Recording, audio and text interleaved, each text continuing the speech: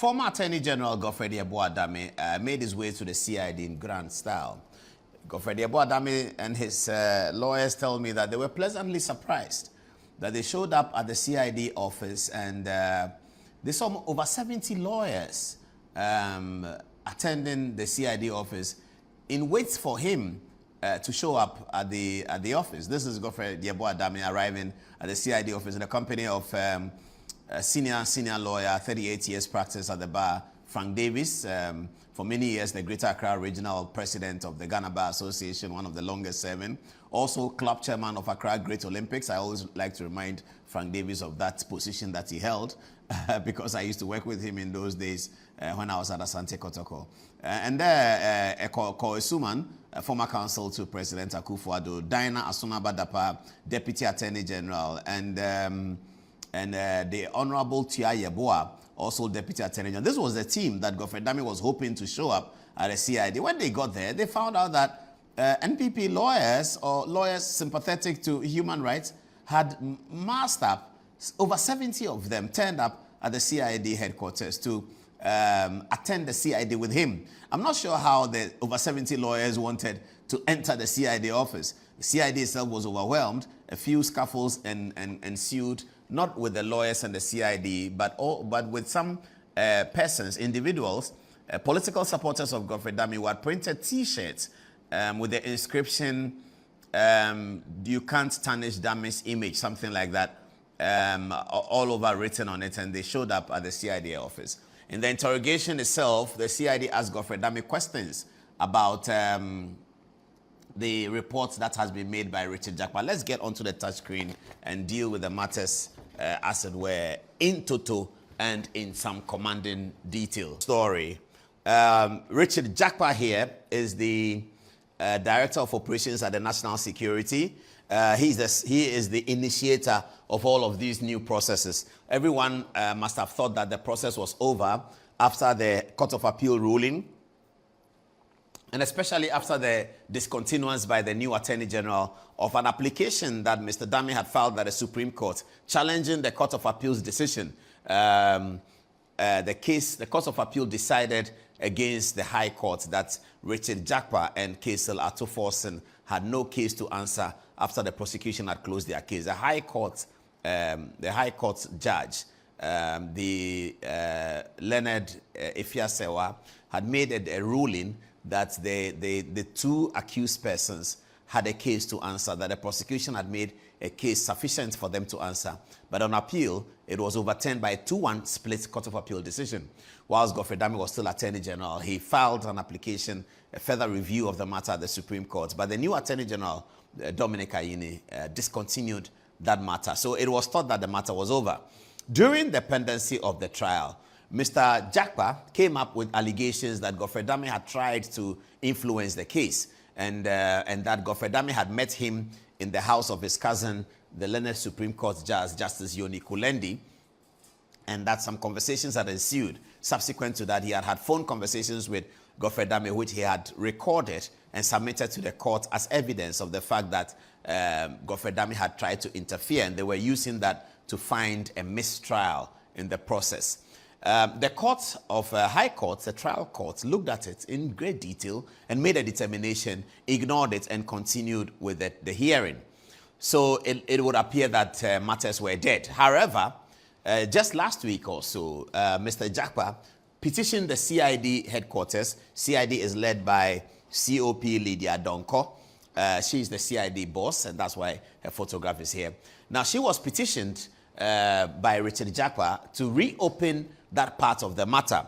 Mr. Jakpa is alleging that Godfrey Addo had interfered. So the same things he told the High Court, about which the High Court gave a ruling. Now, subsequent to Mr. Jakpa's petition, another person, Daniel Mafo Oforiata, also petitioned COP Lydia Donko, indicating that he was petitioning against Justice Yoni Kulendi. He wanted the CID to investigate the extent to which Mr. Kulendi must have played any role in the process. Now, he's concerned that Mr. Kulendi must have used his position as a justice of the Supreme Court to attempt to influence the trial in favor of his cousin, Mr. Jakpa, for which reason Godfrey Addo was invited to the Leonard Supreme Court judge's home, and everything that we know ensued. So that petition is also before the CID. The CID then issued an invitation to Mr. Godfrey Dame to appear before them yesterday and to answer questions about this matter. So it is in that regard that Godfrey Dame attended the CID headquarters, and when he showed up with his lawyers, Frank Davis, former Greater Accra Regional President of the Ghana Bar Association, 38 years standing at the bar. Frank Davis is a very senior lawyer with extensive practice at the Supreme Court. Diana Sunaba Dapa, who is Deputy Attorney General to Godfrey Dame, and also the Honorable Tuai Yeboah, who is former President of the Borough Ahafo Regional Bar Association, but also Deputy President, Deputy Attorney General under Godfrey Dame. They all showed up, but to their pleasant surprise, they found an overwhelming number of lawyers, especially most of them young lawyers, most of them 10 years and below at the bar, showed up in grand support for Godfrey Dame, and they were very outraged about the petition that Mr. Jakpa had put out. And so they all showed up at the CID office. Maybe we can look at the video of Godfrey Dame's arrival again, and then we can go to the photograph. So when Mr. Dame was told that 70 lawyers had showed up for him, and he saw them at the CID headquarters, he began to engage with his friends that, look, all of these 70 lawyers, when we have finished the interview, I cannot let them go. Maybe we should sit somewhere and have lunch and let me express my gratitude to them. And so soon after the event, there you see Gary Nimaku, who is the leader of the... Gary Nimaku is the head of the legal of the New Patriotic Party. Himself recently in the news, having brought a legal action against the Fourth Estate. You remember that? Kojo Frimpong, also Godfrey Dame's head of PR, is also in there. And then, yes, so that's Gary. That's Koe Suman, another brilliant lawyer. He was counsel to the President Akufo-Addo. And Koe Suman is these days growing his hair. I don't know whether that's the look he wants in opposition or he started it before the MPP lost the election. Okay. So after that, I was told that Mr. Dame is having lunch with all the lawyers who attended the court, and that he is expressing his gratitude to them. Okay, so I moved in there to where they were having lunch somewhere in Accra, near Godfrey Dame's office.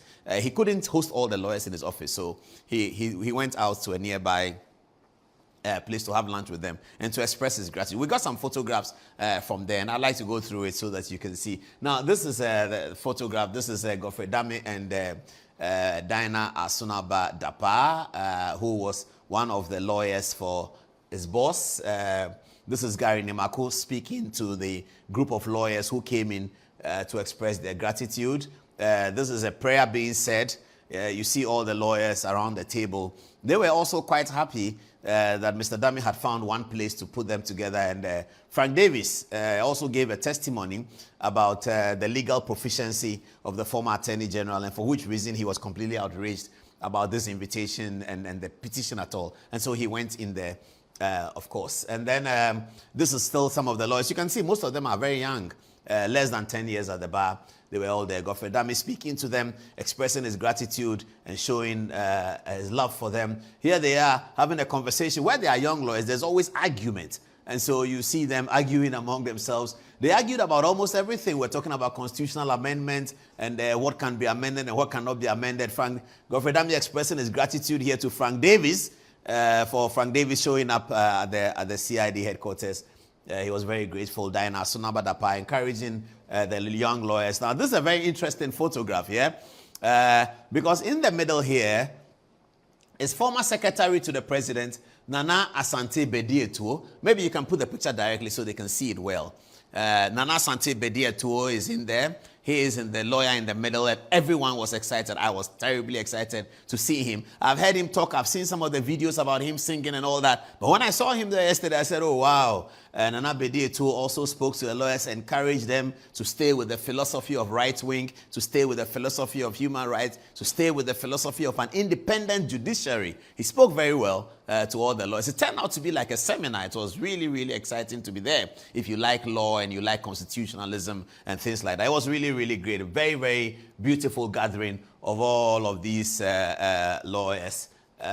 This is one of the lawyers also responding to the matter, of course. The Dr. Mrs. Dame was also there in support of her husband. One of the lawyers from Akufo-Addo Prempeh & Co. also speaking to the audience. There I you know, I was in the office when they called me, so I couldn't wear a black tie and all that. I was just hanging out here doing my work. So I joined them. It was fun. It was real fun. So that's called Suman, myself, and Kojo Frimpong. We had a great time, didn't we? That's Nana Ashanti too, in a closer shot as he was speaking to the lawyers over there. Tia Yeboah also encouraged them and sincerely thanked them. One of the young lawyers again responding to it. Frank Davies also spoke to them about their career, how they can build credibility for themselves as lawyers, etc., etc. And Suman also gave them some tips about working in the office of the president, how they wanted to ask him questions about, so when you are working for the president and something happens, a letter comes, what do you do? And Suman was right there to give them all the information that they needed. This is another important photograph. Gary Nemako also spoke to them. He is a politically exposed lawyer because he's the leader of the MPP. He told them about how that works as a barrister who is also politically exposed, how that works. And they all thoroughly enjoyed themselves. At the end of the day, they had this huge group photograph of almost everyone who came there. And Mr. Dame was very, very grateful to all of these lawyers coming to the CID to show the support. Let's get back the photograph of the four, and then let's ask the question. So where do we go from here, actually? Because the CID now has to continue with the other petition, which is by Daniel Mafo Foriata, and we are really waiting to see what happens. Often, we see that the government agencies will work this way against opposition, for government against opposition. But we're really waiting to see how COP Lady Addo will deal with the petition that has been received by her office from Daniel Mafo Foriata, where he is requesting an interview of the Learned Supreme Court judge and determine the extent of his role in the matter. We are waiting to see what happens. We know that Mr. Dami has been interviewed, and he gave them answers to the questions that they asked. And then we are waiting to see if there will be a public call or if there will be a call for Justice Kulendi to also attend. We are not so sure whether Mr. Jakwa was there. From the testimony that Mr. Dami's lawyers gave to the media, Mr. Jakwa was not there. His petition was before them. He was not available, so I don't know how they do their work. But the CID know best how to do their work. But he certainly wasn't there. So this is the story from yesterday's attendance to the CID headquarters by the former Learned Attorney General, Godfred. I have been looking at the social media and looking at these free SHS issues that have come up over the last 1 week or so. And something struck me, and it's about an advice to politicians. You see, if you're a politician, like a president, I believe that nature will reward you, nature will bless you, if you are able to generate a policy that you don't benefit directly from. This free SHS policy, educating people he doesn't know, fighting with his party and with his cabinet, that I will take the Ghanaian people's money and educate the children. I don't know them. I don't know their parents. I don't know whether they are MPP or NDC. I'm educating children in Volta region. The other day I was talking to a politician. He said that this Akufo-Addo's policy of free SHS, it was wrong. And I said, why? He said, but you do a policy that is not going to generate any votes for you. And that's where we are. I said, wait a minute, why do you say that? He said the children that he educated the free SHS in the Volta region and NDC places, did they turn out to vote for us? Is it not the same free SHS children who were making videos and saying that they won't vote for us? And why did he educate them? They should have let their parents pay, then they will see whether they can speak the English. A very angry MPP politician. You can understand his anger. But there's something about politics. One must always do fidelity to the earth, the earth that you stand on. As a politician with power, you must always do fidelity. If you have 10 policies, at least 4 of them must do justice to people who can never pay you back. Akufo-Addo's decision to take Ghana people's money in 2017 and pay school fees for children he doesn't know, children whose parents he doesn't know, children who may not grow up to vote for MPP, they'll vote for NDC. A lot of them voted for NDC. Free SHS can never be thought of as a political policy. If you do roads, they go and do roads in their places. Today, Ashanti region people are complaining. Akufo-Addo could have taken the money and done the Ashanti region stuff because that's where his votes are going to come from. But he said it doesn't matter. Let us educate the people. Let us educate them. When Kwame Nkrumah did the free SHS policy, he did it only for the northern region, the northern parts of Ghana. Since then, in the 60s, the northern votes have always gone to the UP, the CPP people, and those who have inherited the CPP like the NDC. They have always won the northern votes. And the northern votes always went to Nkrumah because of the policy of education. By the time Akufo-Addo became president, the country was divided into strongholds here and there.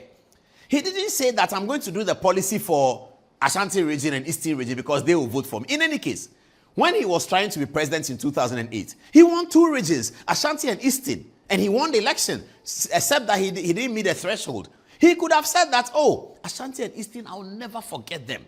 So when I become president, Ashanti and Eastern, I'll give you free SHS. He could have said that. What would you do about it? You can only make it a political question and vote against him if you're in another region. But he didn't say that. He built laboratories for children in the Volta region. How many votes does MPP get from the Volta region? It doesn't mean Volta region should change the way they vote. Fair enough. They can continue voting how they vote. But because Akufo-Addo did that, my suspicion is that nature has endowed him with this kind of look at 82. And eventually, and I keep saying that, I'll never stop, eventually, posterity will come round and mark him 10 over 10. Eventually. As for hardship, when it comes, we all get angry. Me, I was very, very angry those days when they tell me that Akufo-Addo is looking for you. I say, oh, his prices have gone up. But I'll still go because I love him. But many people were angry with him. You heard him speak recently. He said that one of his biggest regrets is the debt exchange program, where people's savings had to be postponed. The revenue from people's savings coming to them had to be postponed. Akufo-Addo said so. He said so. Recently, he said so. So, leadership is difficult. It's not simple. He didn't want to take that. This is a man who is taking the state's money to pay people's school fees that he doesn't know them. How would he knowingly take money from people? He won't do that. Nobody will do that. But it's a difficult situation that arises with leadership. And it is because of these things that we say that eventually posterity will judge him well. Look at how he looks like at 82. 82 years he's standing in winter in school. 82. He's walking freely, talking, thinking, remembering. His recollection, super. He can remember everything. If you ask him to give a speech now for 1 hour, he will. So long as you're talking about the things that interest him, politics, leadership, judiciary, independence, constitution. When you talk to him about history, when you talk to him about these things, he can remember everything. I just want to say, Mr. President, thank you very much for your leadership. Congratulations on the way you look at 82. We have been told that government will be introducing a sports levy as primary revenue source for sports funds. I like what the way Samson Kujo wrote about. Can you give me something? Franklin Kujo. Can you give me Franklin Kujo? I like the way Franklin Kujo put it. So this is what Franklin Kujo said. He said, there are many taxes we already pay that do not make sense. That's Franklin Kujo's assertion. He is a policy think tank person, quite experienced at Imani. There are many taxes we already pay that do not make sense. Please look for one of them and replace this sports levy. Otherwise, as he put it, ebeye butu butu butu butu. Franklin Kujo doesn't want to pay any sports levy. He doesn't want to pay. He won't pay. He says ebeye butu butu butu butu. Then Kofi Bentil comes up also from Imani. Hail the next nuisance tax which will be withdrawn by the next government. Politicians never learn. Oh, that's interesting. Kofi Tonto says, if we pay a particular tax that does not make sense, you repeal it. You don't replace it with another nonsensical tax. It will be butu butu butu in this country. Kofi Adams and President John Dramani Mahama have dreamed up an agenda to raise revenue to support sports. Ordinarily, that should be a noble idea. Why is it receiving bashing from even the civil society that are quite friendly to President Mahama? Is because they identify it as a nuisance tax. They think that it's a nuisance tax. And, Addo Anaba, Kwaku and Ponsan says, betting tax out, sports levy in. Resetting agenda is on course. He's being sarcastic. Jasper Delali says, take it from the millions we spend on Black Stars. Let GFA make our domestic league more attractive to generate more revenue. Nobody, no civil society person wants to pay any sports levy. But we are tired in Ghana, aren't we? What is you come? Betting tax. MDC won elections on betting tax. They say they don't want to, nobody wants to pay betting tax. Betting tax is not taxed from everyone. It's taxed by those who win the bets. So you go and bet Manchester United to beat Liverpool next weekend, which is my hope. I don't know whether it will happen. I sincerely hope it does. But they are playing at Anfield, so that's a big ask. We don't know how it's going to be. We are hoping that Ruben Amorim and who's the latest player in United who is good? Amad Diallo is a Senegalese or Ivorian boy. Very, very good player. He plays on the right.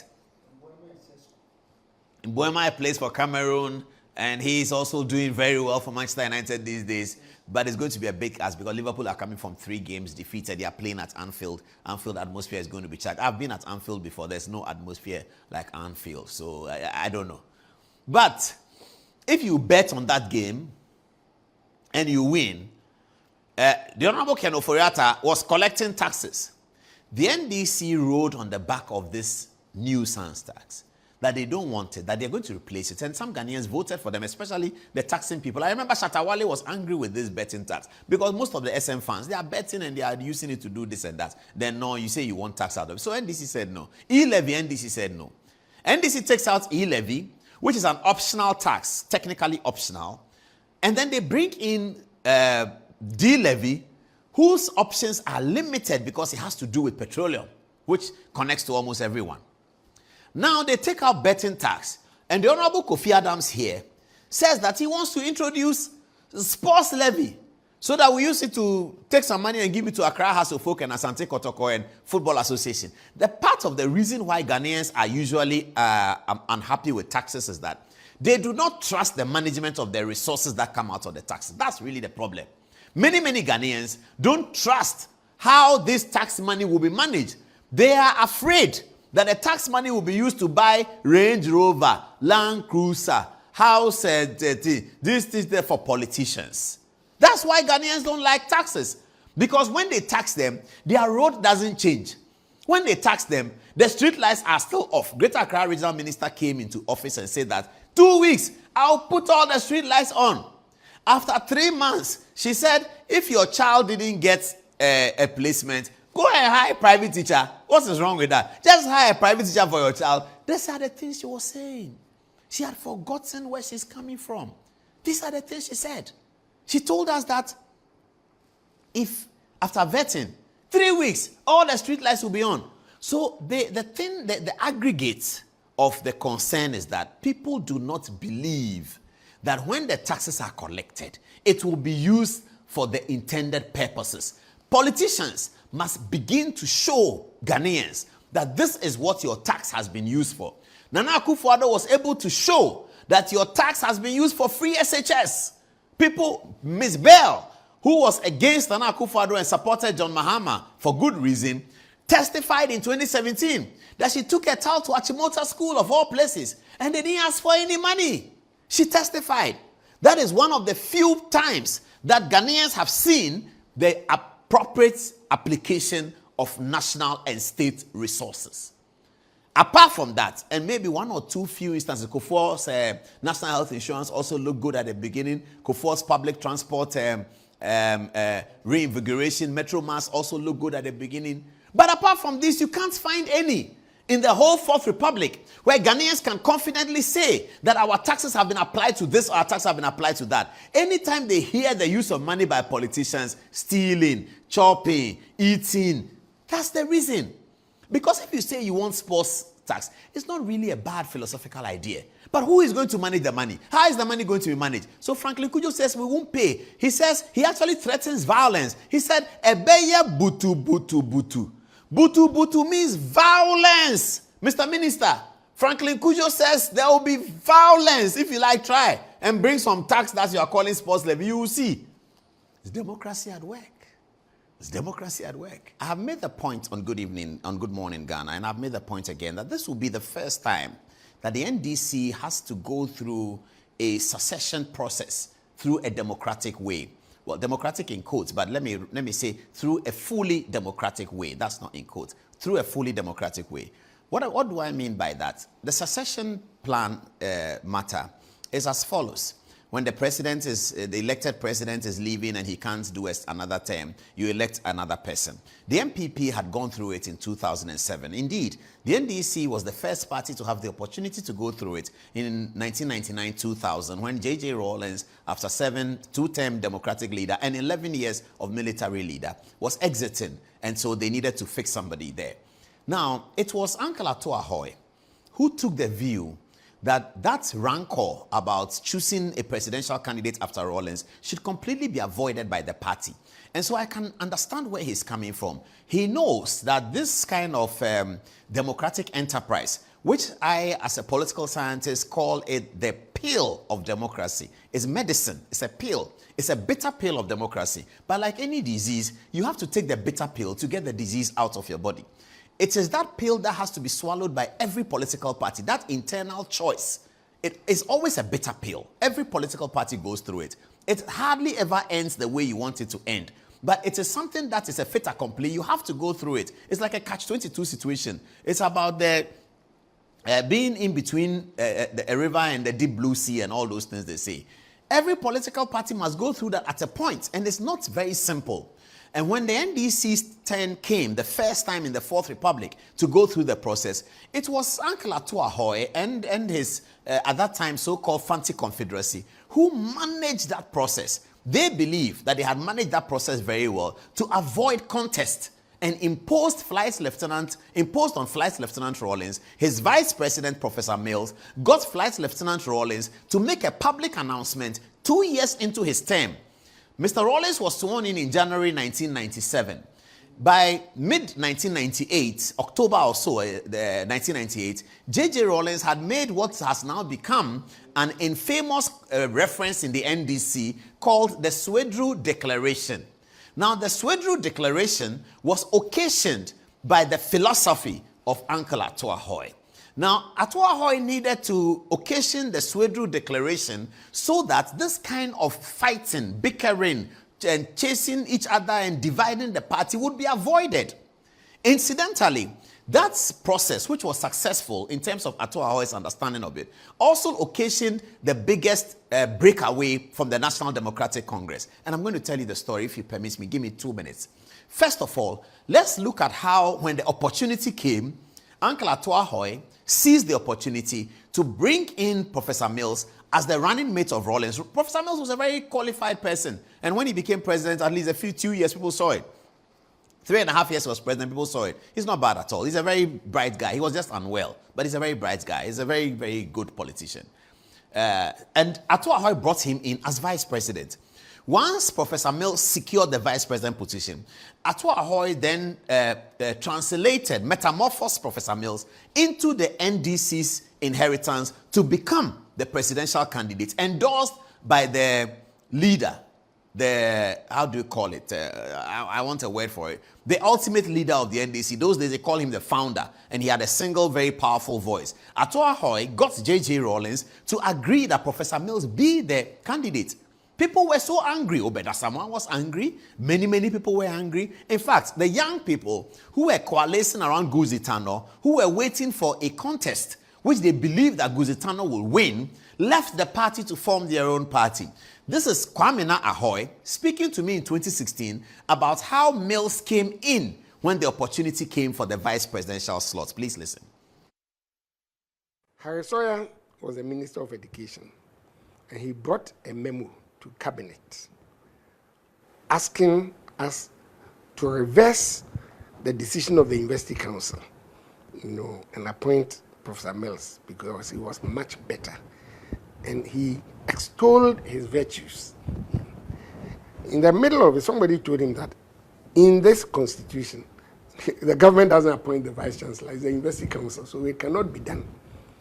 But he was very, very emotional about it. And the more he spoke about it, the more I said, Obeda Samoa was in the meeting, but he left before the meeting ended. So as soon as the meeting ended, I dashed to his office. He was Attorney General at the time. I said, Obed, this Professor Mills that Harry Sawyer was talking about, don't you think he's the person that we are looking for? Obed said, Jesus Christ, Kwamina, you are right. You know, he's brilliant. I taught him. Yes. Why hasn't anybody thought about him? So he called Rollins on phone, and they spoke in Ewe, which I didn't understand. And then Jerry said, come there. I know the man. I have met him. He's IRS coming. Go to his house. Whatever it takes today, I want him as a candidate. I think there's part of the video that they didn't show where he said he went to Professor Mills's house, he met him. I needed that producer. That's where Atto Ahoy comes in. He said Mills was close to his brother Atto Ahoy, blah, blah, blah. Anyway, so now let me come to working with Rollins. So Professor Mills became the running mate and the election was successful. Then I believe that Uncle Atto Ahoy, at that time, who had significant control over the NDC with his fancy confederacy, Toto B. Kwachi was at national security, his brother Kwame Ahoy was at local government, Atto Dazi was there in the castle. They had a sort of group, they were labeled by Kofi Kumsin, the Chronicle editor and publisher, as fancy confederacy, and we still call them that. They then began to maneuver to avoid this kind of contest because they knew that had potential to destroy the party. To avoid that contest, they imposed Professor Mills on the party as the leader without a contest with a Swedru declaration. And then the declaration was confirmed in Ho, where I was a reporter. Oh, I should have asked them to pick up my photograph with Rollins in that place. Where I was a reporter for the NDC Congress in Ho. I went in with Komla Dumo and others in May 2000. I believe Standogbe was part of that group. We went to Ho, and Mills, in his acceptance of the endorsement of the NDC Congress, said that he was going to consult Rollins morning, noon, day, night, midnight, dawn, every time. And that became a problem during the campaign of 2000. But this is what Atto Ahoy occasioned, because he was aware that if they were to allow this contest, there would be a problem. I am not so sure whether Uncle Atto is preparing to do that again. But it is impossible to do that in 2025. The democracy has come so far. The MPP has gone through so many congresses, changing leaders, that Ghanaians have become used to it. So it's completely impossible for anyone within the NDC to orchestrate an automatic inheritance of John Mahama's presidency and leadership of the party to another person without a contest. There is going to be a contest. And perhaps Uncle Atto doesn't want us to talk about that contest, but we can't do anything about it. Idrisu Haruna, recently, he's a minister for education. He's a bona fide member of the NDC. He's aware of all of these things. He spoke about the vice president, that the vice president could be a president, and then we are now beginning to make permutations of Jenano Opoku-Agyeman number 1, Idrisu Haruna number 2. We are wondering why Musa Dankwa in his polls does not poll Jenano Opoku-Agyeman. He doesn't at all. He polls Haruna Idrisu, Julius Debra, Johnson Asiedu Nkatia, Skesel Atto Forsen, Samuel Okudzeto Ablakwa, Dr. Zaneto Rollins, and all of them. But he doesn't poll the vice president. Idrisu Haruna has drawn our attention to the fact that, look, the vice president is a potential candidate. Now, when Haruna said it and we spoke about it, Haruna Idrisu has come back to say that what he said was for effect. We analyzed on Good Morning Ghana, and I said that from my knowledge of Haruna Idrisu, what he said was for effect. He's come to confirm it, that indeed what he said was for effect. Do you have the video, producer? If you have the video, get it ready. Let's listen to Idrisu Haruna, Minister for Education.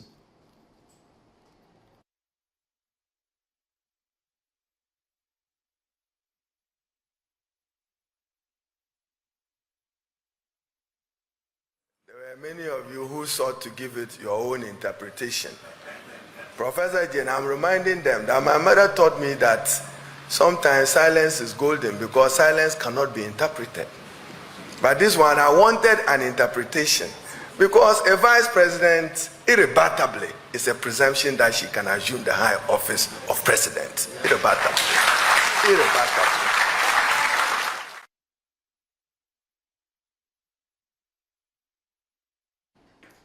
Good evening, Charles Misuse. Did you hear that, viewers? Did you hear that? Idrisu Haruna. So, Uncle Atto Ahoy, we are really sorry. But it's not me, it's not us, it's not the media. It is the circumstance of the matter. You can't do anything about it. Listen to Haruna Idrisu again. Listen to him well. He said that. He said it for effect. Listen.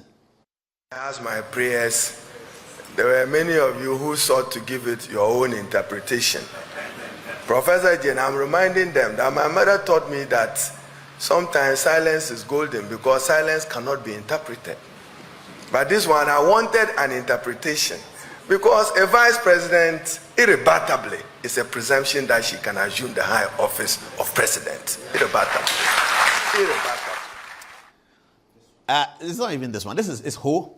All right, I'll take both photographs though. So that's Idrisu Haruna. When I told the people I'm looking for my Idrisu Haruna and Professor Jenano Pokwajiman, okay, so that ends that story. When I told my people I'm looking for the photograph of Rollins, they brought me one that I'd like you to see. It's not this one, but this one was at a press conference in JJ's house. This must have been 2002. Those days, JJ and I were very nice, very nice. I go to him, we talk about military and all of that.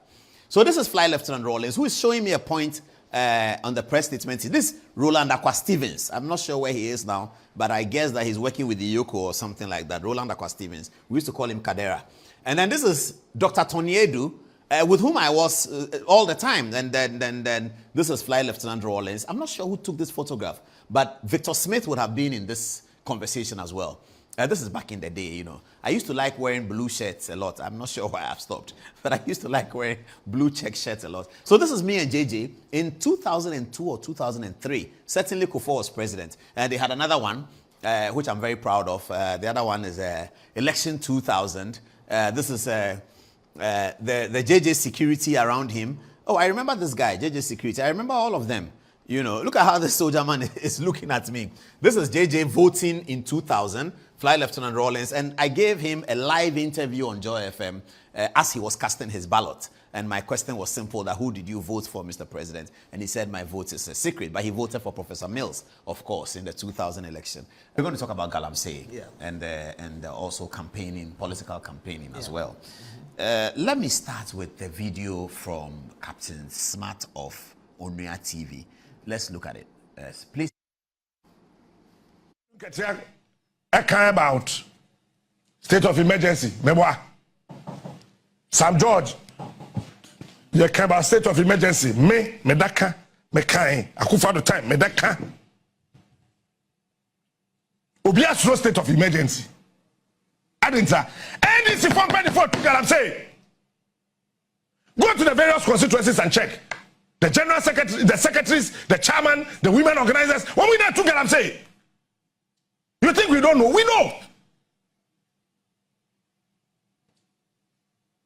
We know.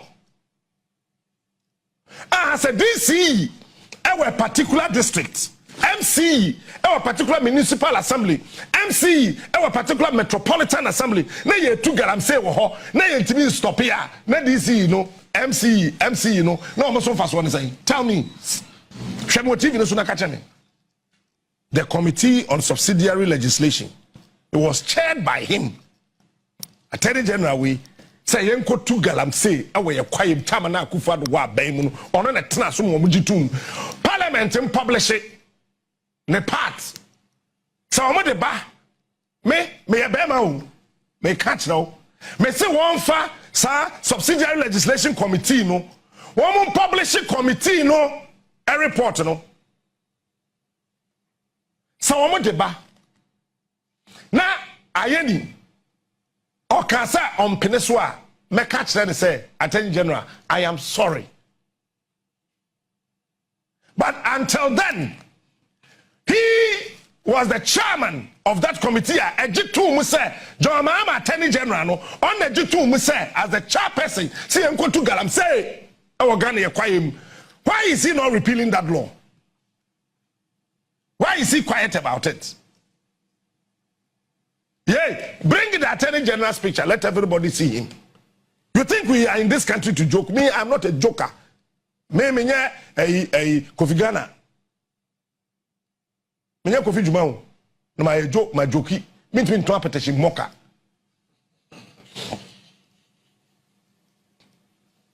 This Attorney General was the chairman of that committee. If Mahama says he wants to fight Galamsey, why are they not repealing that law?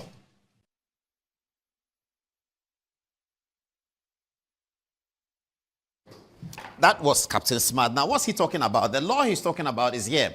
It's a LI, Legislative Instrument 2462, Environmental Protection Mining in Forest Reserves, Regulation 2022, LI 2462, passed in 2022, actually. Now, the point he's making about the Attorney Generals has to be understood. In Parliament, there are two committees that are chaired by the minority. Ghana has a really interesting argument. Interesting situation in Parliament. That's one of the things that you can tell that we really were thinking in putting it together. There are not many things that you can credit us for thinking, but this one we were really thinking. So the Public Accounts Committee, because it's like an oversight sort of checks and balances committee, is always chaired by the minority, which is significant. So Abena Osasar is now chairing it. And then the subsidiary legislation is also chaired by the other committee. In 1997, Nana Akufo-Addo was chairman of subsidiary legislation back in the day. Now, so Dominic Ayeni, as the opposition, is usually the ranking member of the Constitution and Legal Affairs Committee that chairs the subsidiary legislation. I don't know whether that's not automatic, but subsidiary legislation is chaired by a minority. So the point Captain Smart is making is that Dominic Ayeni was the chairman of the subsidiary legislative committee that passed this law. Now, what is the law about? Charles BC will tell us a lot more, but it is about a law that allows people to mine in forest areas. But however, you have to do reclamation. My producer tells me everything is here. Let's read it. Enacted in June 23rd, 2022. The purpose is to regulate mining activities within forest reserves under the Environmental Protection Agency Act, EPA Act. The scope is provided a legal framework for permitting exploration, mining operations, reclamation, that's the key one, and post-closure management within forest reserves. Okay. So how are allies passed? He says the drafting. The relevant ministry authority prepares the draft. The legal review. The Attorney General reviews it, so it must have been Attorney General Godfrey Dame reviewing it and taking it to Parliament. It's laid before Parliament. The LI is formally presented to Parliament and referred to subsidiary legislation. Now, when it goes subsidiary legislation, they look at it, and after 21 sitting day rule, if Parliament does not object, it is passed and is gazetted. So the reason why Captain Smart is concerned about Dominic Ayeni is that he was Attorney General when this was passed. And he's saying that he's now Attorney General. He was the chairman of the committee, when it was passed. And that he's now Attorney General. And it should be easy for him to advise President Mahama to repeal it if NDC wants to show any sort of interest in ending Galamsey, because Galamsey is prevalent in those forest mining areas, river, and all of that. So that's the point he's making. Okay, so now let's go to the interview. Before we do that, though, here's a 7-minute clip that we put together that you seem to have liked on social media. So we are repeating it about the Galamsey story. It has John Mahama speaking, it has Senor Jose speaking, it has Paul Adumoche speaking. It's only 7 minutes long. Have a look.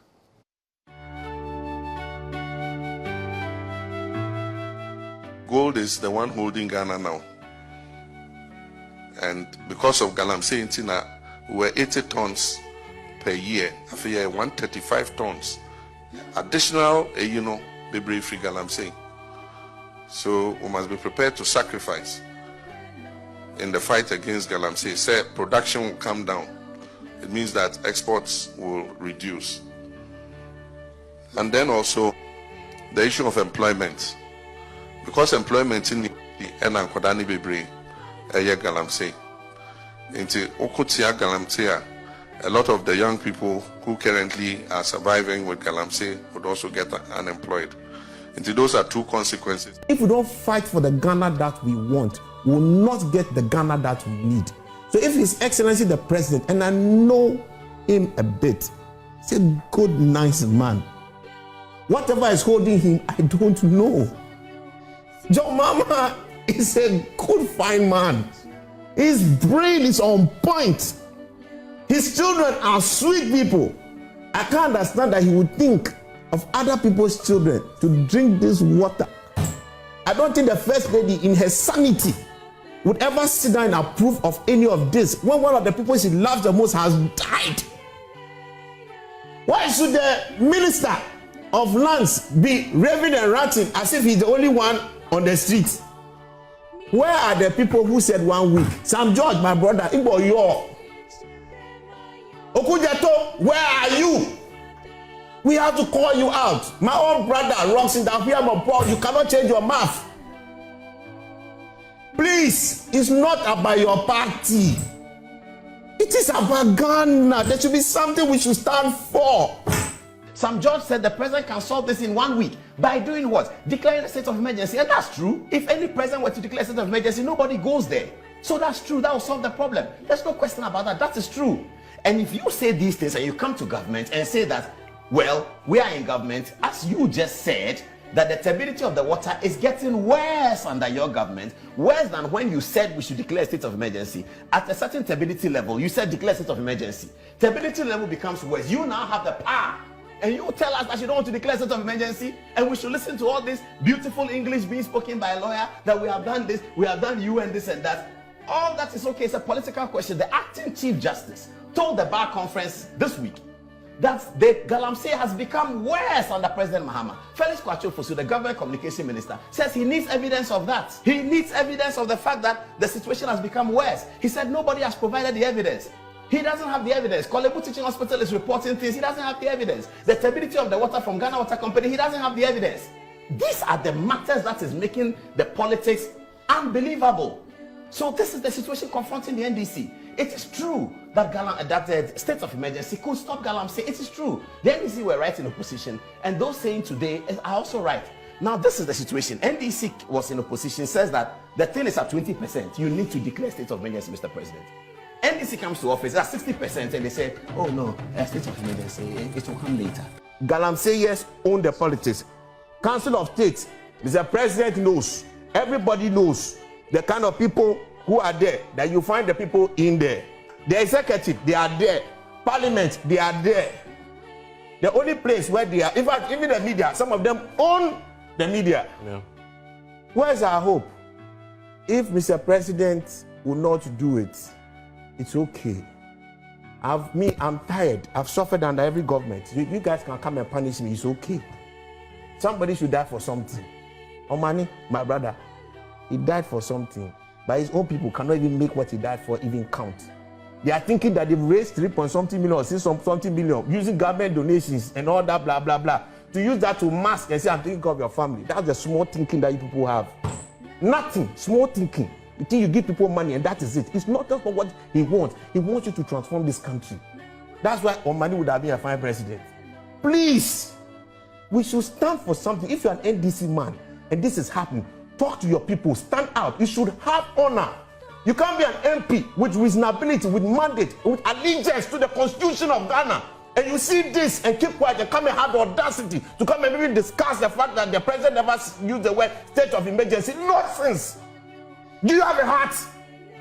Do you have a heart? Do you have a conscience?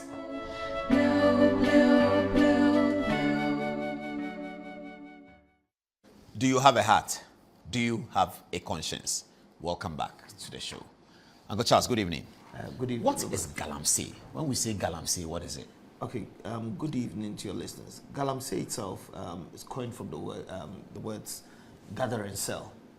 Gather and sell? Yes. Okay. So Galamsey itself doesn't mean it's illegal.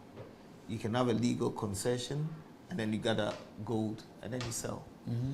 So we have to have look at the world. Illegal mining and legal mining. So what is illegal mining? Illegal mining is just basically doing things that do not conform to the laws. Mm-hmm. Where mining and polluting water bodies, responsible mining, where, during our time we had this thing that with 5,000 people, the IMCIM, were trained at Takwa. No, first of all, people want me to ask you, this committee, IMCOIM. IMCIM. What is it? What was it? It was, okay. So when President Akufo-Addo won the elections, he became president of Ghana. In his manifesto, I think page 84 of that, he said he was going to restructure the artisanal and small-scale mining sector. Mm-hmm. So through that, he formed the Interministerial Committee on Illegal. Oh, so this was early? Yes. 2017? Yes. In April, I think the cabinet was held in April, thereabout, and he formed it. And then June... Oh, the April was 3-4 months into his government? Yes, yes. Oh, that's interesting. Exactly. It's not a 2021, 22 something? No, 2017. Oh, he's formed it in 2017? Yeah. So the Galamsey was a concern at that time? Yes. Because, you see, the NDC government started, fighting Galamsey, where they formed the task force to actually fight it. And then we came, took over the helm of affairs. And then President Akufo-Addo formed the IMCIM, which was putting together of 10 ministries: Information Ministry, Environment, Lands and Natural Resources, Defense, Interior, Environment, if I've mentioned, so Water Resources. So there are about 10 ministries I've mentioned, and the National Security Minister. But any point in time, each ministry has something to do. Okay. Within that. So what was your role in there? I was the secretary. It was a sub-cabinet committee, and I was a secretary to that committee. So I was actually running the day-to-day affairs of You that were a committee. politician already by 2017? Yes. You had come back from, you settled in Ghana? Yes. I see. I've been in Ghana since 2012. Oh, I see. Yes. But how did you get in? Are you a mining somebody? Or? No. So basically, I was appointed as a presidential staffer. Okay. And the president said I have to be measured by the work I do. Okay. We had a discussion, and I said I didn't want to just walk around as a presidential staffer. I want you to measure me for the work I'm doing. And he said, okay. So I think myself and Dr. Kwekwe Friye. Later became a minister, or he was a Yes, minister? yes. He was then the Western Regional Minister. Yeah, okay. So we had a discussion with President Akufo-Addo, and I said, I want you to measure me for what I'm going to do, not just a presidential staffer. And he said, so what do you want to do? And I said, in your manifesto, page 84, this is what he said, so I would want to help. And then he said, okay, let's do it. So we put together documents. They discussed in cabinet and formed the IMCIM, and then brought the 10 ministries together. And then I think in July, Operation Vanguard also started. So President Vanguard was born out of the IMCM? Yes. Okay. But prior to that, they had started, the military and the police had started actually. That's when initially excavators and all that were burnt and all that. And then later, the IMCIM came in and there was a structure to it. Okay. So I was actually running the day-to-day affairs of that committee until that unfortunate incident where the so-called Anas video. Which Okay, actually so tainted hold it. This Galamsey, why is it always around river? I'm not a scientist, but I learned at everything on the job. You know, when I was given the job, I spoke to the ministers and I said, I think we need to bring the experts in the country together. So we brought together the professors from UMAT, KNUST, about 10 or 15 of them. And each of them have had a specialty. So that's how I actually learned bit by bit from them. Now, so what they told me was that within the riverbeds, there are a lot of gold deposits there. In the river? Yes. There's gold deposits? Yes. Underneath the river? Yes. So you remember, I think Amewu arrested some Chinese minister, Amewu, when he was the Lands Minister at the time. Yes. And there was this big chamfan that was on the Ankobra. What is that chamfan? What is it? I think it's a machine that has everything in there. But the Chinese one that we have, they actually wash the gold. So this machine is imported. It's not the same as excavator. They actually manufacture them locally now. Oh, the champagne thing. Yes. They manufacture here. Yes. Okay. Somebody wanted me to ask you, why is there no Galamsey in Teshi, Labadi, Nungwa, Krobo, Pram? Why is there no? Okay, so I mean, you see the Chinese. Hitherto Ghanaians, I don't know how to find gold, but we knew that the deposits were in Takwa, those areas and all that. Yes. And I actually saw a book about River Ankobra where there's a line from one of the countries and it goes across the western region where they actually know where the gold actually extends to. So okay, so they know where gold is and where gold is not. Yes, but so there's gold in Elmina, for instance. Yes, I think the Elmina chief was actually arrested sometime when we're told that they found gold at the beach. Okay, so these people go in there and they do it. All right. So your interministerial committee ended with this unfortunate Anas video where you were accused of taking money and all of that, which has now ended up in court with the OSP, which you are fighting. People think you have been successful so far at that. But then came this Frimpong Boateng report, which sort of threw everything overboard, got the government quite disappointed and very exposed. Okay. What was your role in this Frimpong Boateng report? Because you were the secretary. Frimpong Boateng wrote a report, and apparently he said he had presented it to the government. Nobody heard about it. Then at the turnover of the election after 2020, Akufo-Addo's second term, somehow he leaked it to the media and sort of resigned. Did he resign or he wasn't?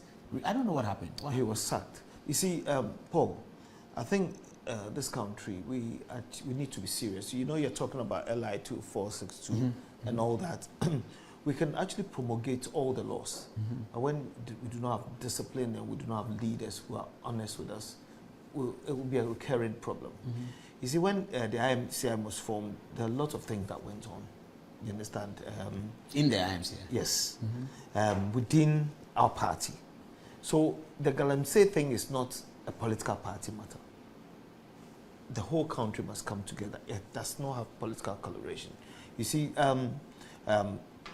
Professor Frimpong Boateng, I don't think he's been truthful to Ghanaians.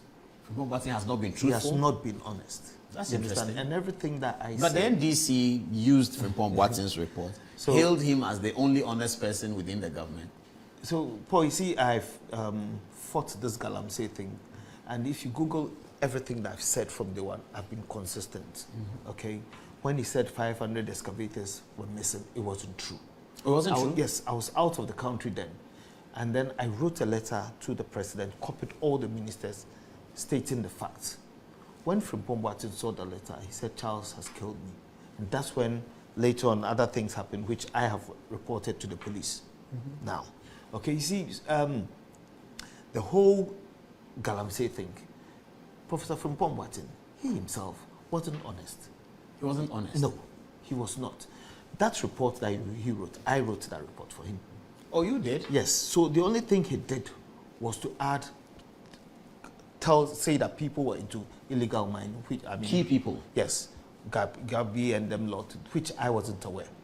But everything about the report stating the facts of where we are and all that was right, apart from adding names to them. Wow. Did he ask you to write a report for him, or you wrote I was it the secretary, so everything was it was a chronology of events. Who wanted the report? No. Why did you put a report together?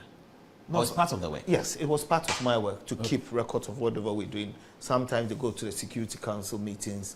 I have to provide a report for them. When he said 500 excavators, we did not have 500. We had 297. I was out of the country then. I called him. I said, Prof, what you've gone out there to say wasn't true. And in fact, if all the ministers in there would say the truth, 2 or 3 weeks or a month to the time that he was going to talk about 500 excavators, he asked all the ministers that if they need excavators to work in their district, they should go out and then take them out. And I want some of the ministers not to take them because he's giving some to his son. You understand? Yes, there was an issue about his son having a license to mine, his son Jojo. Yes, yes. So that is, but for him to come out and then issue that report, you know, I remember I came out and said what he said was not true, and I dare him to come out because I have facts, I have evidence. And I will not sit here on national television. What could have been his motivation to destroy the NPP? I think after he was sacked. Because all Was he sacked? Yes. He was How? no more environment minister. You mean he was not retained? Yes. But that's not sacked. He ended his tenure in 2020, and he was not retained as environment minister for the next term of Akufo-Addo. Is that not so? It depends on how you... Well, yeah, I just wanted to put it straight so people can understand but then, that there was no sacking order. But then after that... But was he hoping to be retained? Did you know whether he was hoping to be retained? Yes, but he was going to the office all the time after that. So for that, I do not... election? Yes, but I have some information as to what really went on. Okay, so because he was not retained, he published this report. Yes, because if he knew everything, he should have said it during the time that he was a minister. Why did you leave the scene before actually throwing in certain things? You understand? So for me, everything that was in the report, reporting the chronology of events and everything was right. The names that he put in there, it's not that I'm defending him. I do not have any information on that. But I'm saying that at the time that he was a minister, and also, did he consult all the other ministers before actually issuing that report? No, he didn't. So it tells you that he actually wanted sympathy from Ghanaians. You understand? For himself? Yes. But against the NPP? Exactly, because he wasn't maintained. But the thing, if the IMCI did not succeed, most of it, I'll blame it on Professor Frimpong Boateng. You see, I said on television one day, because this ANAS issue and all that, they all knew the truth. They knew I did nothing wrong. You understand? He knew, Prof, in fact, wrote a letter to me talking about my integrity, how a gem I was and all that. And then fast forward, these things happened, and he knew the truth, that it never happened. You see, at a point, Kennedy Japan, Prof spoke to Kennedy Japan to say certain things and defend him. He ended up with Prof and Kweku Bako in court. Is that right? On that Tuesday... Is that Prof told Kennedy Japan to do what? About the Galamsey issues. Prof told Kennedy Japan about the Galamsey issues? Yes. Myself, I was there. We all discussed it about what was going on in the country. Kennedy was concerned because it was becoming an MPP issue. Yes. Yeah. Not just an MPP issue, just the National environment. issue, the environment. Environment. Yes. Okay. Kennedy was concerned about the destruction of the environment. Exactly. Okay. And So then he wanted to know. Yes. So we met, and then spoke about NAS, what they were doing, and all that. And then Kennedy went out to say things. Though that matter is in court. Yes. So I wouldn't want to delve into it. So who has sued who in court? Prof was supposed to have gone to court to defend Kennedy. We prepared all the documents, and he turned it down. He said, "I'm not going." Prof turned it down? Yes. I see. You understand? So for me, where I sit, I know a lot of things, and then it comes in bits and pieces. My motivation is that we need to actually depoliticize it so that it becomes a state affair. Well, I mean, MPP people will not be happy with you saying something should be depoliticized because they think that the NDC should bear the brunt for it because they ran a campaign with it. But let me still hold on. Would you be bold enough to say and to suggest that Frimpong Boateng may have been complicit himself in Galamsey? Yes. You want to say that? Yes. And I have everything to prove. Really? Yes. But you see, Paul, let's not go there. He himself, Prof knows what I'm talking about. At the time that he came out to speak, and when I came out to speak, a lot of people said, "Why are you saying this?" And all that. I said, "I know what I'm talking about." Because you see, Paul, my mother had a heart attack and died out of this. And Prof himself is aware. I'm sorry to hear that. Yes, 2 heart attacks and died out of this. Over this publication about Charles Misuse is this, exactly. is that. And at a point, we had to extract his old SIM card and then insert a new one without her knowing. Prof was aware. You understand? So for him, it wasn't, he shouldn't even have come out to actually talk about these things. You understand? Because I know a lot.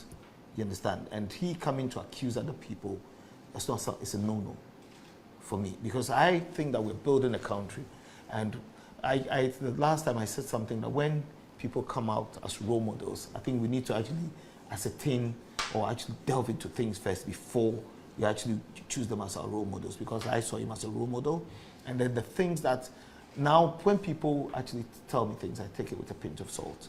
Because when President Akufo-Addo said I was a secretary and he was a chairman of the committee, I was over the moon until I saw certain things that happened, you understand? And everything that I'm saying, I think the BNI has the report, the CID has the report, because every time I've given them statements and all that, and everything that I've done, he became a suspect. Frimpong Boateng? Yes. But your lawyers also say that Frimpong Boateng tried to kill you. That's quite bizarre and very unnerving. What's that? Kill you if you say kill me, I hadn't seen him with a gun. Yes. But the information we have, which I have also given it to the police, was that something was plotted against me. People, if it goes to court, but it happened. There's evidence to that. We met, and I wanted the police to investigate that matter. So you have submitted all that to the police? Yes. So there's some suspicion based on what you have that Professor Boateng may have wanted your life ended. So you see, Paul, it all happened after the 500 excavator conversation. And I said... Your point is that there were no 500 excavators missing. That's not true. Mr. Chairman came out and mentioned 297. But there was a tape that my friend Kouzi, party here, Sika, the Domboedusi party here, Sika, Kouzi, something like that. There was some tape. Okay, so you see, let me explain the 500 excavator thing. I was in Bristol when I heard the news. So I called him and said, Prof, what you said is not true, it's not factual. He said, Minim Diameye. Okay. And I stated earlier that Minim Diameye to mean, I agree with you is not true, but I have a plan. He said, I know what I'm doing. Okay. Okay. So prior to that, he tried to get some ministers to take some of the excavators. And I spoke to 1 or 2 ministers. I said, no, don't touch it. So I wrote a letter to the president and copied Prof and all the ministers stating the facts, referring to the National Security Council document that we do not have the number. This was corroborated by Abu Jinapo. And his capacity as lance minister? Yes. Okay. Prior to that, Minister Chirome was there, right? That was a fact that we had. Now, after that, that's when he thought that I had exposed him. Are you getting me? So that's when he decided to do what he wanted to do. But it's actually with the police now. And I'll issue a statement to them to deal with the matter.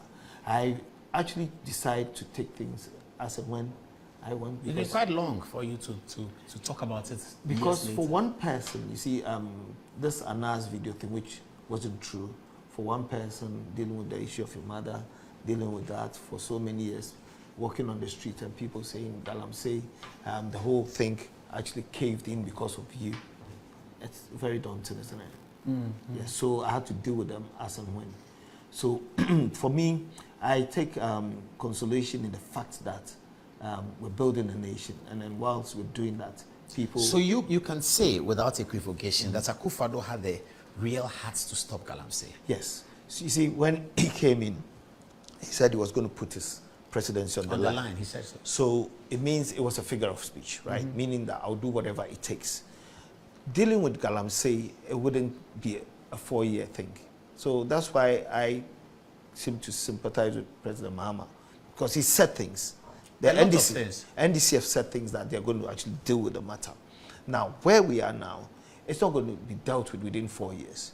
Is it not the political will of a president to say, I declare a state of emergency, which is what President Mahama called for, all of NDC called for it, and then now, so what do you make Did of he this himself say state of emergency or the party? Oh, many people said, Haruna Idrisu said it, Samuel Kudeto Ablakwa said it, Kofi Boa, who is Lance Minister, said it. Then recently, Asedu Ketia comes and says, we don't want a state of emergency, blah, blah, blah. But the importation of excavators, 2,000 a day, what do you make of that?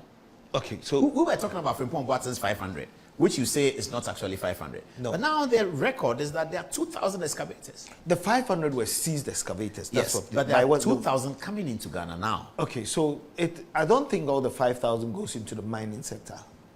Construction. So during Akufo-Addo's time, we came up with a roadmap. That's why President Mahama and the NDC talking about state of emergency now. Why do you want a state of emergency? Akufo-Addo actually came out with a state of emergency, which was a 2-year ban. Oh, there was a ban? Yes, there was a ban for 2 years, from 2017 up until, I think, 2019. Oh, people don't know that. There was a ban on illegal small-scale mining. Small-scale mining. Under Akufo-Addo's regime. Yes. So Are you serious about yes. that? A complete ban? Exactly, for 2 years. Oh, I see. So the 2 years, we actually put structures in place, which was the roadmap.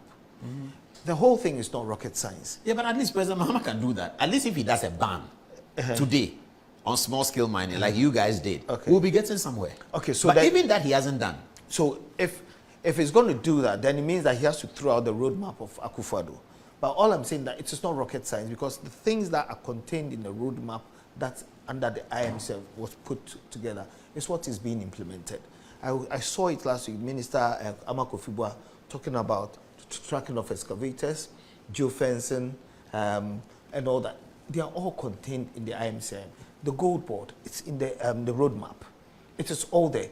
Unless you can actually come up with a state of emergency, unless, of course, you're bringing something otherwise from what exists. But the political situation in Ghana today is that Galamsey has become worse under NDC over the last 9 months. The NDC gave Ghanaians the confidence that they are the group who can deal with Galamsey because of the statements they made and the kind of campaign they ran.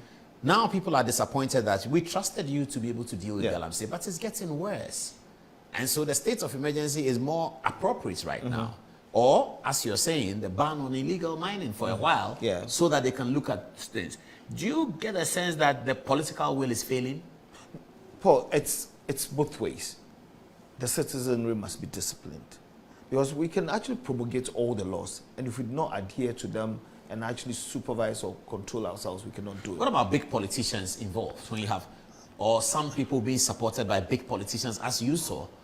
If that is happening, then it behooves the presidents to say state of emergency. But it's not just politicians. Who else? Pastors. It's everyone. Pastors? Yes. Who are connected to government? Yes. You have to be connected to government to do it. Is that the sense you get? No, you have to be connected to money. No, say that again. Money. Yes. You must already have money before you do because what the person, so if you are not connected to money, our NAS wouldn't have come up with that video as trying to bribe somebody so that they can go and do illegal mining. But if you are doing illegal mining, the police are there. The police work under the instruction of the government. The military are there. How do you pay them? You bribe them with money? So you see how the problem came about is that, one, there was an issue of bureaucracy. There are a host of problems that led to us people mining illegal. Hitherto, the licensing regime takes 30 days at the MINCOM, and then 60 days at the ministry. 90 days altogether, 3 months. But then this bureaucracy, the public servant or the civil servant delays you. It takes about 2-3 years. You pay him. Yeah, if you haven't paid, then You don't get it. So that's the first point. So that person will go and mine. So you obtain your license Yes, and by that's- getting it faster. And then somebody also obtains the license, and then one license, instead of getting married to a concession somewhere, has about 5 wives or 5 concessions. You know what I mean? So that's But if the police and the interministerial committees, Galam stop and soldiers show up, what happens? Why are they not able to stop him? Because we are hearing that, as Captain Smart says, people are arrested, they're put in the police station, a call comes from Accra, let them go. yeah, in my time it happened too. It happened. Yes, it happened too. The Chinese, Yes. you arrest them, it goes through the system, the police, immigration. Then the next time, You see them back. You recycle them, but they used to look alike. Yeah. Yeah, So they I look bought a alike. fingerprint machine myself, and I see. hid them. Yes. To fingerprint them, Yeah. to see whether this guy has been here Exactly. before. Yes. And you found that they had been And there. so sometimes it became a joke when I see a Chinese, I said, "This is my Chinese," and then I do the fingerprint, and then that is why some of our people did not like what I was doing, because some of them it was interconnected. It's all over. That's what I'm saying, that the government, it's not a political thing. I keep saying that. Well, but the NDC made it political. Yes, so that's what I'm saying. MPP lost elections because of Galamsey. Yes, so that's what we have to put a stop to it, because we lost that. For example, But MPP want to win back elections because of Galamsey. Because NDC MPP won elections because of Galamsey. so then what are we doing to the country? So that if Because- MPP wins elections next time, then they can come and stop it No, but and Paul- continue winning, because they lost elections because of Galamsey. They want NDC to also lose elections because of Galamsey, unless President Mahama can put his foot down, repeal the LI 2426, and also declare state of emergency, which are the 2 ways in which Galamsey can stop. Do you get the sense that it's going to be very difficult for him to do that? You see, President Mahama has only 1 term. So I think he should leave a legacy. Be brutal about it, deal with it. He's not on the ballot for the next election. Exactly. But his party is. And one of the front runners of this election, Johnson Asedu Ketia, was the first to say that there will be no ban on illegal money. There will be no state of emergency. Yeah, but he was the first to say that because he's interested in the job. No, but I want to concentrate on the leadership, the president. He has only 1 term, 3 years to go. I will be brutal, deal with the matter, and go. You understand? Then when the next person comes... His party will not allow him because they will think. But I don't even understand it. How does Galamsey, the perpetration of it, make NPP lose election? And NDC are in power. The idea is always that if you are in power, the stopping of Galamsey makes you lose votes. Yeah, But then we all say that the rest of the country will be outraged by the water. And the rest of the country is more than those benefiting from Galamsey. But Paul, you see, the Ghanaian voter is descending now. So this recurring trend cannot carry on.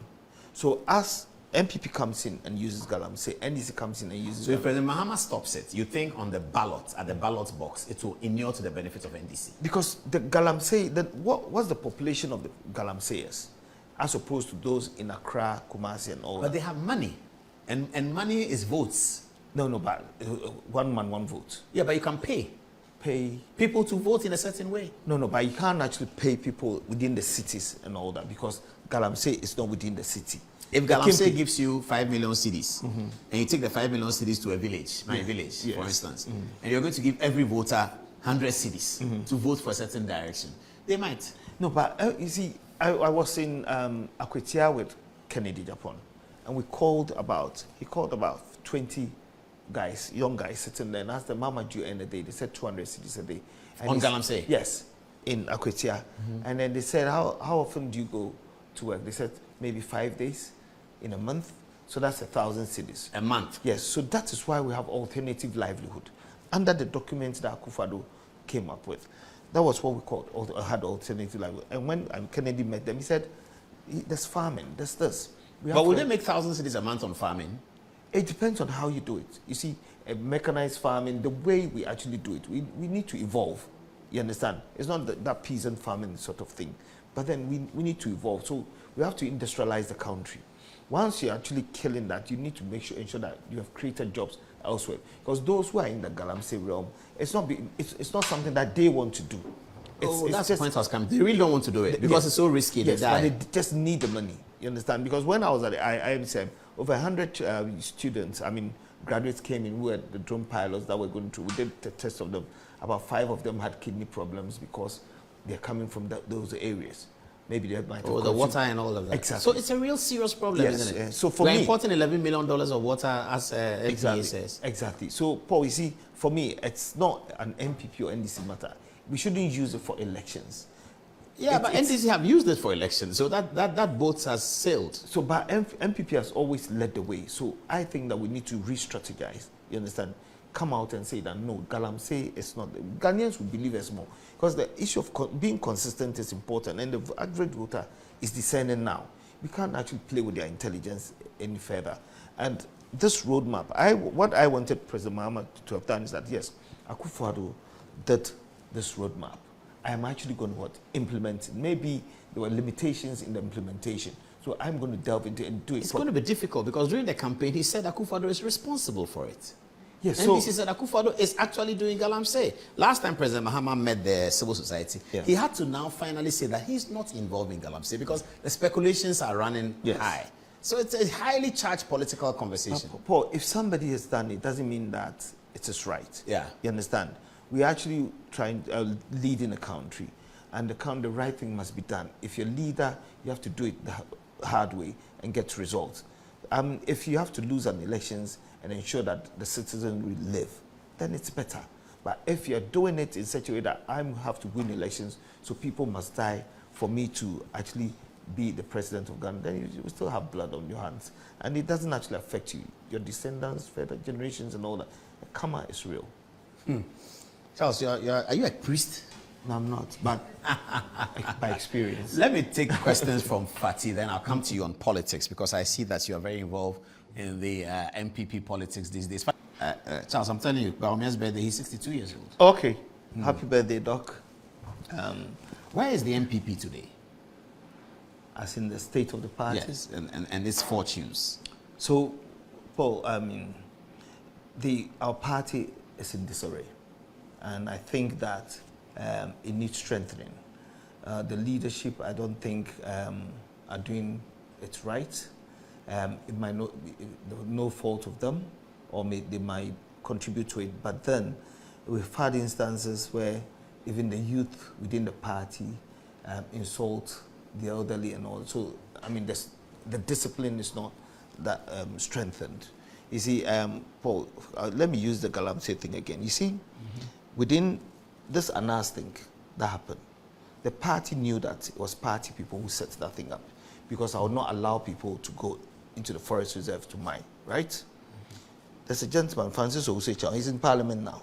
I wrote to the party, there's a statement that he wrote to the police that he brought Anas and his team to do that video. Wow. He used to work with me and I got rid of him. Professor Frumpong asked me to work with him. And I told Prof that this guy wants me to do Galamsey. So let's sack him. He wasn't doing so. I told the guy never to come to the office again. Francis, let you have an MP. Now, in 2020, I wrote to the party, somebody wrote to the party, and I was called. And I actually enumerated everything, and he was disqualified. Fast forward. Again, I wrote to the party again, and I was written to say that he's been punished enough. So what happens to me? My reputation. You understand? I remember. You're complaining about the party leadership? Yes, because the party, I wrote to the party. National leadership. NEC and everybody they wrote to me and said the guy has been punished. So by writing to me, it means that you've admitted that it happened. So if somebody does that and it actually disgraces the party and the government, what do we do to that person? Okay, again, Sir John of blessed memory, they all knew what happened. The forest reserve and all that. The day Sir John died, my sister was lying next to him in Kolebu. He told my sister that your brother is a good man. Doesn't make sense. Yeah. So a lot had gone on.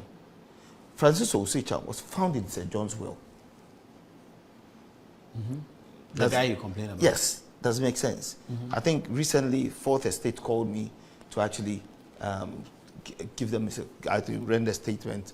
And I said, no, I would actually deal with them on my own as and when I am ready. You see, so the party itself, discipline, should be instilled. You think the MPP needs more discipline? Exactly. Okay. Discipline, honesty, we must be honest with ourselves. Honesty and discipline. Yes. Okay. It has to happen. I mean, it's like then it's leading to Kennedy Japan, right? Because if we do not actually, if we're not disciplined, the party it's going to go down. Seriously, because it's not about the party one needs person. a leader who is disciplined. Yes. It doesn't mean that the rest who are contesting are indisciplined. But every season comes with its own unique leader. And I think, when Rawlings came in, he came with positive defiance. And even though he came in through the barrel of a gun, but eventually we got stability, okay? Democracy has been deepened. Now, I think within our political system, we need a political revolution that would deepen our democracy. National, Ghana. Yes. Not just NPC. Yes. Because with this galamsey thing, recurring thing, we must actually, when my style of politics is that if my opponent is doing well, I need to challenge the things that he's doing so that the voter gets the best out of me. I do not want people to fall for me to rise. It makes you a weaker person. Rise. Yes. Rise above your Yes. opponent. So when you not delve pull deeper- him down. No. So, but that's the system we're operating now. A lot of pull him down in Ghana. You come to our level. That's exactly what we're doing with the galamsey. That he said this and he's not doing it, so let's actually hit him here. But then the gold word is stated in Akufo-Addo's document. Is that right? The geofencing, the DVLA, excavators coming into the country. It's in the document. It's a public document. So I would want us to say, okay, he's done it. He didn't. There were limitations, so I'm going to do it better. Most democracies, that's what I see. You understand? But here, it's like you're waiting for the person to feel. When NDC came to power, from January, February, March, I never spoke. Because they actually came out with certain policies which they sold to the Ghanaian voter. The Ghanaian voter bought it. So from day one, if you start chastising or talking about it, it means that you don't want the country to go forward. I would wait for about a month, 6 months. To see how they implement. Exactly. Then I actually come criticizing them. Then the voter would see that, no, there's sense in what I'm doing. But if we try, say, okay, he said he's going to do this, he can't do it. Whom are you hurting? You're hurting the country. So that's So what's the point you're making about discipline in this one? So discipline in the sense that we must, first of all, have the nation at heart. It's not just the political party. The political party is a vehicle to governance. So when we're dealing with issues, we shouldn't do political party politics. We should do politics as managing the affairs of the state, if that makes sense to you. Because everything, if the phone is coming from an NDC person, we think it is bad. If it's coming from an MPP person, the NDC person thinks that is bad. But if the NDC person does something that is right, you actually commend him and actually think about it and then actually do better so that the Ghanaian citizen will benefit. Yeah, I get that. That's point. my... Not many people think and talk like that. Anyway, So that when I'm you know when hoping I, that people will you know hear you and when I was made the secretary to the interministerial committee, Yeah. when I brought the professors around, they were bigger people than me. yeah. Some of my party members said they will outshine you, and I said no, I'm going to learn from them. And they actually came up with all the roadmap. I chaired it, the community mining. I chaired it. They came up with all these things. Some of them could have been NDC. There was one man. I don't have his permission to mention his Yeah, name, but don't I was told that he's NDC. But he worked. Yeah, our favorably. party people came and then they said it's MDC. And then he said, after the document was put together, he said, Child, he called me to the office. He said, can you give me 2 or 3 days to read through this? Because if he goes out there and there are mistakes, my name is there too. So I gave him 3. And then when he came back, there were some mistakes in them before we published the document. But this is the person that people were saying was an NDC person. It may be true that he's an NDC, but he was Yes. doing a national call. Exactly. Some people are like that. That's the Ghana point. needs a lot of those people. Exactly. That's the point. Maybe my orientation. I grew up in Britain, went to school in Britain, but I'm a Ghanaian. You see, so within the galamsey realm, that's what happened. So, yeah. So you're the kind they say you are that, but you don't understand the No, my mom was a baker. intercrady. That's one Sahara. I'm a DC one. I've lived in Disco, I've gone everywhere. So I'm a mixture. but you seem to have a good heart for the nation. Yes. And that's why perhaps you bonded with Akufo-Addo so well. Yes. So you think in the MPP, they need a Rawlings type leader, Like Kennedy Japan.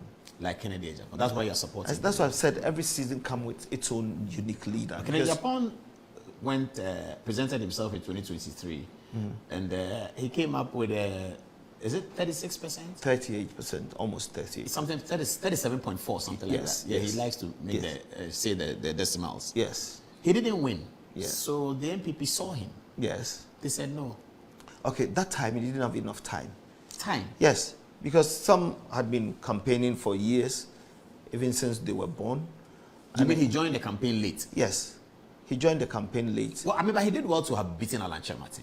Yes, so he got 37. That tells you the kind of person Ghanaians are looking for. And then subsequent to that, people said, bring Kennedy Japan and we're going to vote for you. Might not be, it's the season in which we are. That's the kind of leader that the citizens are calling for.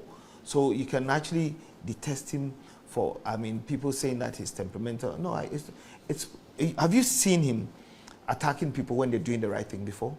It's only when you're doing the wrong thing that he comes at you. Somebody said something that a certain gentleman has been insulting Kennedy, and Kennedy is responding. And I said the person doesn't have the right strategy. When you attack Kennedy, he doesn't respond to you. But when you attack other people, he comes defending them. That's the sort of person you use. And his is more like the positive aggression, where he wants to get things right. So I feel that the kind of leader we need now is a Kennedy type for our political revolution, bringing discipline. The last time he said something to me, he said, Charles, 1 minute times 2 million is what? I said 2 million, that's simple. He said, okay, 1 minute times 20 million is 1 minute, yes. time, 1 minute times 20 million. Yeah. It's 20 million minutes. Yes, that's simple. He said, okay, so if you have 20 million people, each person being late to work a minute, how much does the amount? I said 20 million hours. He said that's how much productive hours the state would have lost. Doesn't make sense. You see the calculation the man has done? So 20 million hours lost because 20 million people, each person was late by 1 minute. But here is the MPP, who is coming from a significant deficit of over 100 seats in parliament. Yes. Large percentage loss. In 2016, to we had John 69 seats, and then we jumped up there. MPP led by 69. We had only 69. We were behind. MPP Yes. was behind by 69 Yes. in 2016. Yes. This is 100. No, we had 69 seats. Yeah, so what In was Parliament. is a deficit I'm looking at? You're saying that in 2013 Yes. to 2016, Yes. the NPP had 69 Yes. out If of my memory serves. 275. Exactly. Was it 275 at the time? I think it was lesser than that, No, it was less. 270 or 240 something. That's When right. did we get to 75? It was in the 2016 period. 20. Exactly. Okay, but the deficit was what? That's the important. Now the deficit is 100. It was over, no, but the deficit, if it was 69, then the deficit was over 100 seats. No, it wasn't 275. It was 240. Was it no, less than 240? Can anyone calculate, please, very Yes. quickly? Number of parliamentary seats in 2013, number of NDs, MPP seats, and I want to know the deficits, please. But Paul, But this is most of the seats that we lost recently, some of them we lost by less than 500. Are you And some serious of them, about it's Kaduketen where I contested. 35,000 people didn't come out to vote because we're not 35,000 people. Are Yes. you serious? Yes. One constituency? Yes. 35,000. is 35,000? Yes, Jack. You mean off the last election?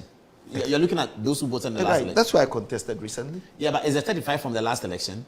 Then it probably could be more. The reason I'm asking because there was a register open for over 18. Yes, so the new register was up to about 79,000, 80,000. And if you look at those who voted, Yes. 35,000 Yes. didn't turn up. Yes, so the lady who won got about 26,000. I got 17. Put that together.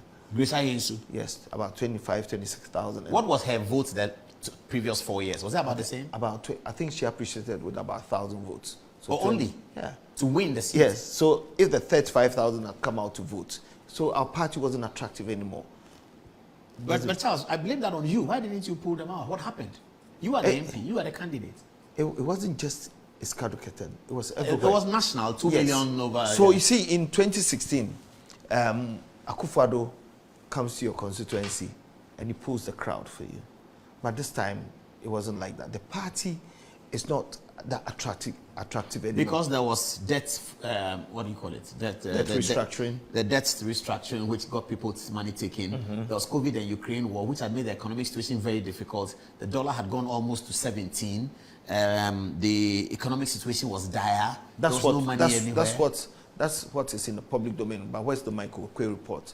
If I can decide to say and then say something out of But them. nobody can run away from the fact that economics was a big issue in 2020. It happened to all countries, all candidates contesting across the world. So you're talking about the macroeconomics. And the macroeconomics was bad. Yes. So against any ruling party. If John Mahama had been the president in 2024 election, he would have lost heavily. Yes. So, and I'm saying within my party, because that Ekskaduketen has always been a traditional seat. It's always been. Second D. Since Kwame Nkrumah. Kwesimintim, Ahanta West. Yes. All the Ahanta seats were lost. Even Kwame Nkrumah, when Kwame Nkrumah was there, his friend contested in Ahanta West and lost. But even Rawlings was there. Kwesimintim was being won. Exactly. Second, the Papa Osu Nkrumah. Yes. Escado is Papa Osu Nkrumah, isn't it? Jogate. No. I mean, if before Jogate, it was together with Second D. Second D and Kwesimintim. So some of them were taken. Yes. So Second D was part of Escado is from Kwesimintim as well. Yes. I thought all was from Second D. No. So the two concerns, some of them were taken and then given to Ekskaduketen. Oh, but Second D was lost. Yes. Bobo lost. Yes. Never lost. So Western Region only have 2 seats left. So it's not. And you think it was apathy? Apathy, yes. Not that the NDC gained the vote. No. So those votes can easily be I think won back. NDC appreciated with over 100,000 votes. Nationwide, something around 200, nearly 300. Exactly. So they just did not come out to vote. So our party is not attractive anymore. So that the 100 doesn't intimidate you? No. The deficit of 100 seats in parliament doesn't intimidate you? It doesn't. Because you think that it can be clawed back very easily? Yes, we can. Because if it takes longer, then actually cement themselves there. Okay. You understand? So for the issues that actually pertained why we lost, if they're corrected, we can take our seats back. And one, it calls for discipline, being honest with ourselves as a party, and then actually ensuring that this is why you are supporting Kennedy Japan. Yes, Kennedy, you see, for me, somebody said, because when Anas Anas attacked you. Yeah, he came. And yes. Kennedy is not happy with Anas, so you are just finding. No. He was the only person in the government who called me, and that time he came and then he cried like a baby. But that's when you say that alone, then it's emotions. But we're talking about competence. I've sat with him. I've just done a calculation of the 20 million he told me. I'd never thought about that. These are productive man hours. Okay, so I've sat with him and I've seen that person having compassion, empathy, and all that. And those are qualities that you have. And aside of his being a businessman. What do you make of the other candidates? You mean you want me to assess them? Well, I mean, what is your sort of view on them? Kennedy is the best for now. I wouldn't want to talk about anybody because you see, when Kennedy wins, I'll need everybody to be on board. The party will need everybody. Yeah, but Kennedy, when he wins, I didn't say if. When he wins, Dr. Baumia will join him. You just speak out loud. You're telling me yours. Dr. Baumia is going to join him. Dr. Educhum, Dr. Brian Champon, Kwabena J. Japon, they all join him. So all the polls show Dr. Baumia in a commanding lead. Okay, so I respect those the polls from Musa Dankwa. I do not know the sample size he used. We have over 230 delegates voting. It's 5,000 and all that. But the most dangerous thing is that Kennedy's votes. Kennedy doesn't have a stronghold in the country where you can say Ashanti region is a stronghold, so I'm actually going to suppress his votes. His votes are character votes. Character? Yes. What is the meaning of that? Somebody thinks that he's disciplined, so he gets votes from there. Somebody thinks he's honest. Somebody thinks he's pragmatic. You understand? So if I'm a researcher and I'm actually researching on Kennedy, then I'll take all his attributes, okay, and then put all the other candidates there and I'll do my research from that. Then you can actually get the real figures. It doesn't mean that I'm disrespecting Musa Dankwa. What he's giving us is a guide. He gives us the wake-up call to actually delve deeper and work harder. If a poll has come out to say we're leading by 90%, I'll be worried. Why? So, our people might be complacent. I keep saying that we're confident, but we're not complacent. So basically, his polls, the Musa Dankwa polls, it's a guide for us. But I'm saying that Kennedy's votes, they are character votes. Somebody told me something that he's honest. How many children does Kennedy has? And I said 22. He said, yes, he's honest because in Ghana, some men have children and they've hidden them. And I said, but he said, I'm 60 years old. My dad, I'm an illegitimate child. I never went to my father's house because my father hid me until he died. Then I was able to say, this man is my son. But Kennedy has been able to do that. Do you know the number of people in my situation? So, the people are looking at certain attributes of the man and actually saying that, yes, we like him. So aside of that, the business acumen. I think GRA alone, I stand to be corrected, employs about 9,000 people, and one person employs about 7,000 to 8,000 people. Okay, it is not so much he coming as the president to create jobs, but if he sits with you and says that, okay, I'm going to decentralize the ministries. I'm taking energy ministry to the Western region. And I asked him, I said, proximity to the natural resource. When I do that, all the related agencies go there. There's going to be construction, the hotel industry is going to open up, and so there's going to be a boom in the industry, various industries there. And then I'm going to take Agric to the northern region, the spare land, because he's been to Ouagadougou, where he sees the cargo planes flying out and all that. We have an airport there. Let's utilize it well. So the Agric goes there. He said tourism goes to the Volta region. So he's going to decentralize all these ministries for people to go there. That's a vision. You understand? It starts from somewhere. Once you have the discipline and consistency as a citizenry, somebody else comes and continues from there. I think when Nkrumah came and then actually did all these industries and all that, somebody came in and built on until the structural adjustment program in 1982, economic recovery program under Kwesi Botwe, when all state-owned agencies, I think 208 of them were sold. When I thought that when we were selling them, we should have had ready investors, but we just took them off and we never got them back. We came up with 1D, 1F, some was done. But with this person coming, he's done it before. And you know, when we go, a young man has even written a book about him, and I was like amazed. Because when he goes to the universities to actually talk about entrepreneurship, these students were actually picking them up because they said they've actually learned the theory, but they cannot actually apply them.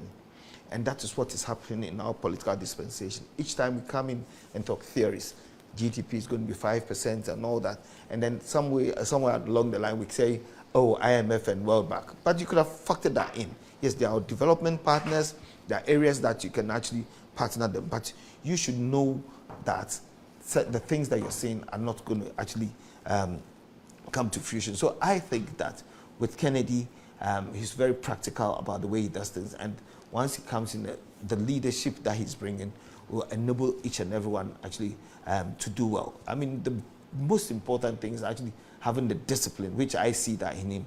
He says something today and then tomorrow he sees you and then he's still talking to you, as opposed to people who smile at you and then they still got things in their head. You can't build a nation like that. So at this point in time, I'm saying that every season comes with its own unique leader, and I think Kennedy is the one that we're going with. So I think the character votes thing, it's important. The next research is to actually use all his the attributes within his characters to do that. But that's for me how I see it. And with the one thing I want to also say is that, you know, President Mahama, he has only got 3 years to go. This Galamsey thing, I think he needs to be brutal, deal with it. When Kennedy takes over, he will instill discipline and even actually delve into it so that our water bodies can be saved. Okay, a lawyer for Godfrey Dami sends me a text. He says that, and Fatih, I'm coming to you quickly for questions for Charles Bishop, and we'll be wrapping up. In October 2024, I presented a draft LI to revoke or repeal LI 2462, which permitted mining in forest reserves in accordance with Article 11.7 of the Constitution. The NDC frustrated the passage of that with their strike in Parliament. We could not achieve 21 sitting days of the Parliament for the LI to mature. Oh, that's interesting. We didn't hear this. Fast forward to 2025, NDC now comes to power, and instead of revoking LI 2462, they decided to amend it, heighten the doubts about their genuine commitment to the removal of Galamsey. That's very, very interesting. One says that the president can't stop Galamsey because most of his party executives are deeply involved in Galamsey. The current women organizer of the NDC in Ashanti region has almost 15 excavators, and the vice chairman of the same region has about 17 excavators, all in Obuasi West municipality around the Obuasi airstrip. How will they be able to stop Galamsey? Brian Boabin says, Apostle Paul, we lost our compatriots 2 months ago. Yet the NDC government has forgotten that tragic accident. Galamsey has now become a free-for-all, with those who claim to be fighting as being the very ones responsible for the destruction of our lands and water bodies. That's from Samuel Brian Boabin.